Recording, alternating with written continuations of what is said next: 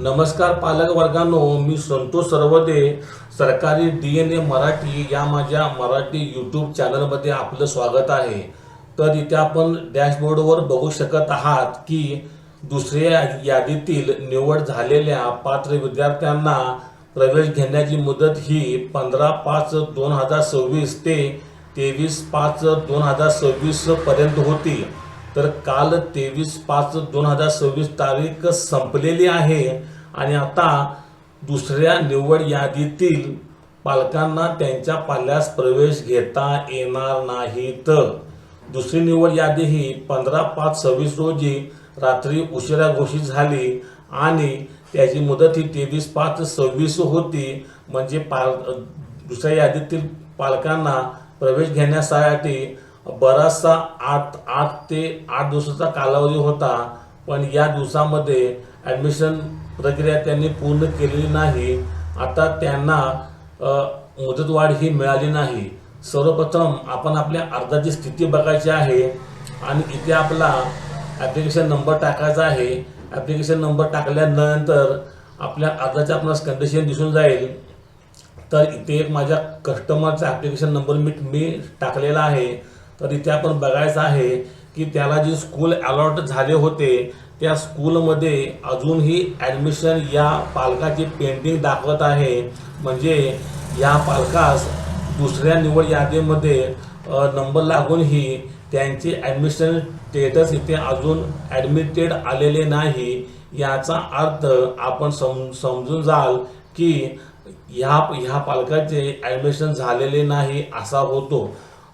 ज्यांचे व्हेरिफिकेशनमध्ये पेंडिंग असेल त्यांना 1 ते 2 दिवसामध्ये ॲडमिटेड येऊन पण जाईल, पण आता तरी स्टेटस असे दिसत आहे की इथे ॲडमिटेड आलेलं नाही।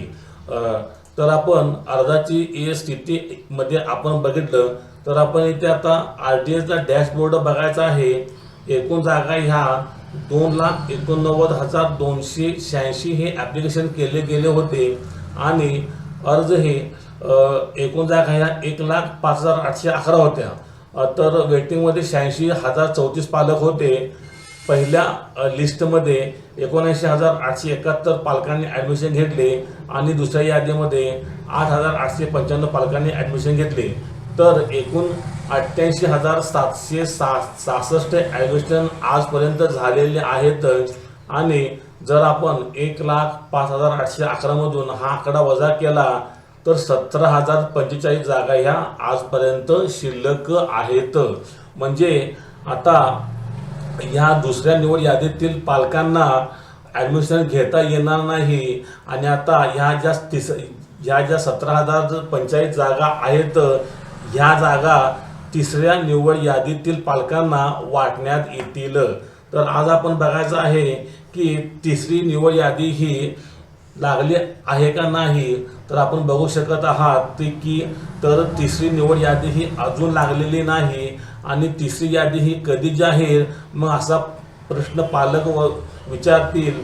तर मी त्यांना सांगू इच्छितो की पुढील 4 ते 5 दिवसामध्ये ही तिसरी यादी ही जाहीर होईल। तर एवढा कालावधी का लागेल, कारण आता ज्या शाळा आहेत त्या शाळांकडे दुसरी निवड यादी झाल्यानंतर ज्या जागा शिल्लक राहतात त्या जागांचे त्या शाळांना RTI पोर्टलवर अपडेशन करावे लागेल। म्हणजेच RTIला शिल्लक जागांची आकडेवारी द्यावी लागेल आणि ती आकडेवारी दिल्यानंतर RTI ती आकडेवारी RTI पोर्टलवर अपडेट करेल आणि ही आकडेवारी अपडेट झाल्यानंतर तिसरी निवड यादी ही जाहीर होईल। तर पालक वर्गांनो, तिसरी निवड यादी ही पुढील 4 ते 5 दिवसामध्ये जाहीर होईल। एवढा कालावधी लागायचा नाही, त्याच्या अगोदरच जाहीर होईल।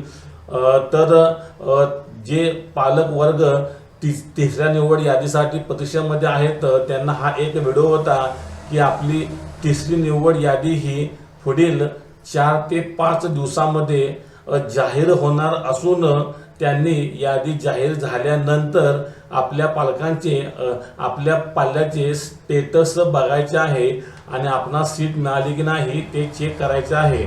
तर पालक वर्गांनो, हा माझा एक व्हिडिओ होता की RTE तिसरी यादी कधी जाहीर होणार आहे आणि जाहीर झाल्यानंतर आपण काय करायचे हे सांगण्यासाठी। तर पालकवर्गांनो, माझा हा व्हिडिओ कसा वाटला हे मला कळण्यासाठी माझ्या चॅनलला सबस्क्राईब करा, कमेंट करा आणि माझा व्हिडिओ शेअर करा। आणि आपणास काही अडचण असल्यास कमेंट करा, आपणास याचे लगेच ताबडतोब आन्सर करण्यात येईल। धन्यवाद, थँक्यू।